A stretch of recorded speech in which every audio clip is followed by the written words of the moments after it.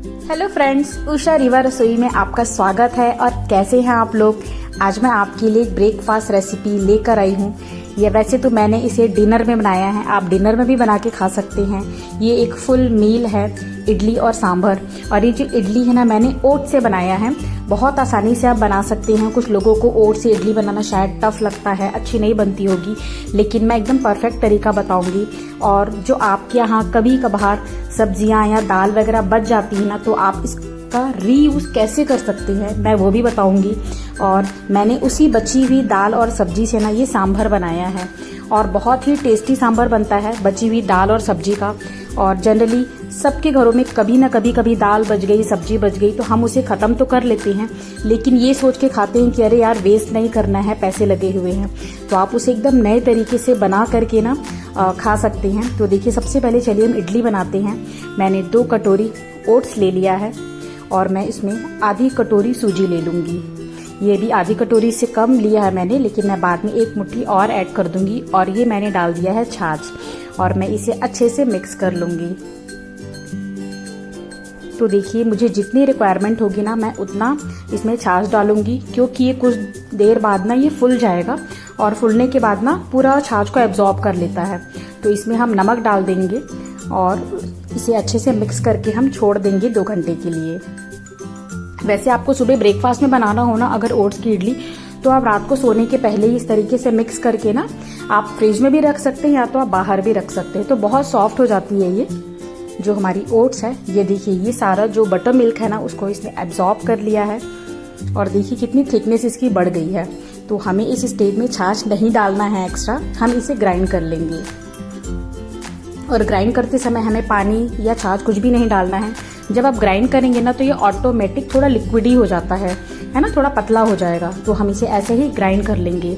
और मैं इसे बहुत ज़्यादा स्मूथ नहीं कर रही हूँ, आप देख सकते हैं ये इससे भी ज़्यादा स्मूथ हो सकता है, लेकिन मैंने थोड़ी देर ही इसे चलाया है, ताकि वो हल्का सा जो ओट्स है के पीसेस है ना, वो थोड़े टुकड़ों में हो जाए। तो देखिए, ये पतला भी हो गया है। और आप इस तरीके से बना के देखिएगा, बहुत अच्छा बनेगा, बहुत सॉफ्ट बनता है। तो आप इसकी कंसिस्टेंसी देख सकते हैं। और अब मैं इसमें केवल इनो डाल दूंगी, और मैं इसे अच्छे से मिक्स कर दूंगी।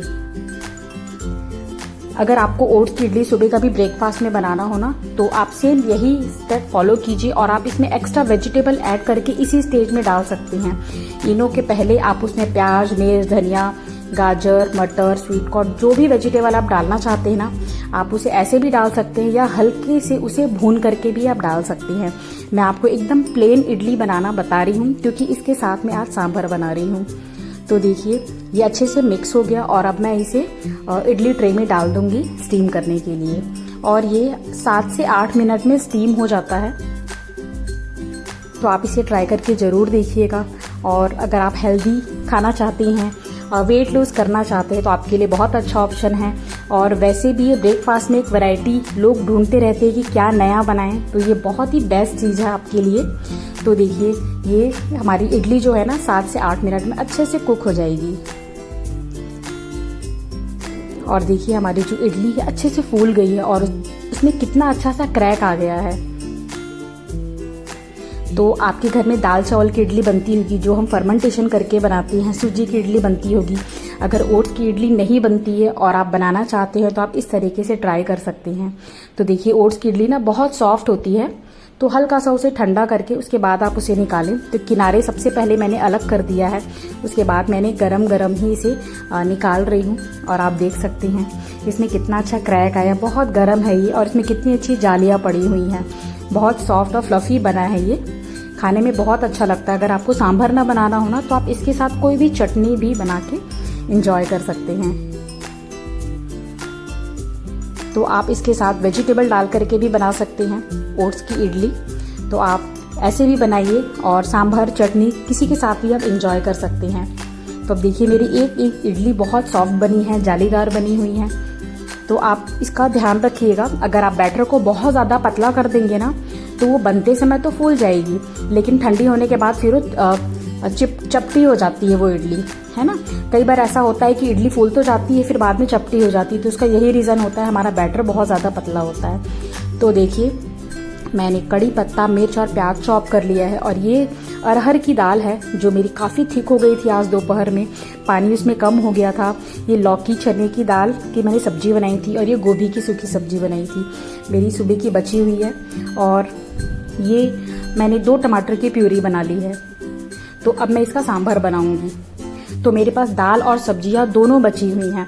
अगर आपके साथ ऐसा हो कि केवल दाल बचा हो तो आप सब्जियां कढ़ाई में फ्राई करके फिर आप दाल डाल सकते हैं। और अगर केवल सब्जियां बचा हो ना तो आप दाल कुकर में बॉईल कर सकते हैं और फ्राई करते समय आप सब्जियों को अच्छे से फ्राई कर दीजिए। उसके बाद आप उसमें दाल डाल दीजिए। तो देखिए मैं इसमें कड़ी पत्ता, मिर्च और प्याज को भून रही हूँ और इसे मैं भूनने के बाद फिर आगे का प्रोसेस करेंगे। तब तक मैं क्या करती हूँ, जो दाल है ना जो हमारी काफ़ी थिक हो गई है, आज पहली बार है कि दाल में शायद पानी कम पड़ गया और बहुत ज़्यादा गाढ़ी हो गई, तो मैं दाल में ना थोड़ा सा उसको पानी डाल करके पतला कर ले रही हूँ।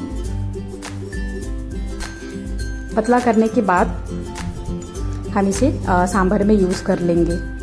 जनरली ज़्यादातर घरों में ना दाल में अरहर की दाल का ही सांभर बनाया जाता है। मैंने कुछ घरों में देखा है कि मूंग वगैरह भी मिक्स करके भी बनाते हैं, मिक्स दालों का। उसमें खैर कोई प्रॉब्लम नहीं है, अपना अपना टेस्ट है, सब अच्छा लगता है। तो देखिए मैंने इसमें टमाटर को ग्राइंड करके डाला है। इससे क्या होता है, आपकी सांभर का कलर भी बहुत अच्छा आएगा और टेस्ट भी अच्छा लगता है। उसकी थिकनेस बहुत अच्छी हो जाती है सांभर की। अगर आपको लगता है ना कि आपके पास सब्जी कम है या दाल कम है तो आप सांभर को गाढ़ा करने के लिए ना आप टमाटर को ग्राइंड करके डाल दीजिए, आपके सांभर में बहुत अच्छे से थिकनेस आ जाएगी। और देखिए टमाटर अच्छे से कुक हो गया है, अच्छे से ड्राई हो गया। तब मैं उसमें 2 चम्मच सांभर मसाला डाल दूंगी इसी स्टेज में और इसे अच्छे से मिक्स कर दूंगी। और इसे मिक्स करने के बाद मैं इसमें दाल डाल दूंगी और मैं सब्जियां भी इसी स्टेज में डाल दूंगी क्योंकि सब्जियां ऑलरेडी हमारी कुक्ड हैं। हो सकता है आप लोगों में से किसी को शायद ये चीज़ अच्छी ना लगे कि बची हुई सब्जियों का ये क्या बना दिया, लेकिन नहीं, ये बेस्ट यूज़ है। 99% घरों में तो देखो जो बच जाती है सुबह का हम जनरली ख़त्म कर लेते हैं। स्पेशली महिलाएं बिल्कुल नहीं चाहती कि जो बचा हुआ है उसको हमें फेंकना पड़े। हम एक टाइम से दूसरे टाइम तो हम खा लेंगे, हम 2-3 दिन तक तो नहीं खाएंगे, लेकिन सुबह का जो बचा है ना वो रात को मैं यूज़ कर लेती हूँ। और जनरली मेरे घर जब भी बच जाता है ना सुबह की सब्जी तो उस दिन तो मैं रात में इडली सांभर ही बनाती हूँ। तो सूजी की इडली तुरंत हो जाती है और ओट्स की इडली तो हम 1 घंटा भी अगर उसको सोक करके रखेंगे ना छाछ में तो वो बन जाती है। तो देखिए मैंने इसमें इमली का पल्प डाल दिया है और एक्स्ट्रा नमक मैंने डाल दिया इसके टेस्ट को बैलेंस करने के लिए। तो हमारा सांभर रेडी हो गया और आप इसकी थिकनेस देख सकते हैं, बहुत ही बढ़िया है। टमाटर मैंने ग्राइंड करके डाला है, आप भी ऐसा ट्राई कर सकते हैं। और अगर आपके घर में दाल या सब्जी बच जाए तो जिस दिन बचे ना उस दिन रात को इडली सांभर बनाइएगा। मैं हमेशा ऐसा ही करती हूँ। तो रात को रोज रोज रोटी खा के बोर लगता है ना, तो फिर कभी ये बना लिया, बच्चों को भी बहुत ज़्यादा अच्छा लगता है। तो आपको मेरी ये रेसिपी कैसी लगी मुझे ज़रूर बताइएगा और आप ट्राई करके ज़रूर देखिएगा, डेफिनेटली आपको पसंद आएगा। कोई भी सब्जी बचे आप उसको इस तरीके से यूज़ कर लीजिए, क्योंकि सब्जी और दाल का जब आप सांभर बनाएंगे ना, मतलब जो लेफ्ट ओवर सब्जी दाल का, तो बहुत ज़्यादा अच्छा लगता है। सांभर क्या होता है, एक न्यू रेसिपी हो जाती है हमारे लिए। तो आप इस तरीके से एंजॉय कर सकते हैं। तो आप ट्राई करके ज़रूर देखिएगा। अगर आप न्यू व्यूअर्स होंगे तो मेरे चैनल को सब्सक्राइब जरूर कीजिएगा और ओट्स की इडली इस तरीके से बना के ज़रूर देखिएगा, बहुत सॉफ्ट बनती है। सांभर को बहुत अच्छे से इसने एब्जॉर्ब कर लिया है और खाने में भी बहुत मज़ा आया। तो आपसे मिलती हूँ नेक्स्ट वीडियो में। Bye bye.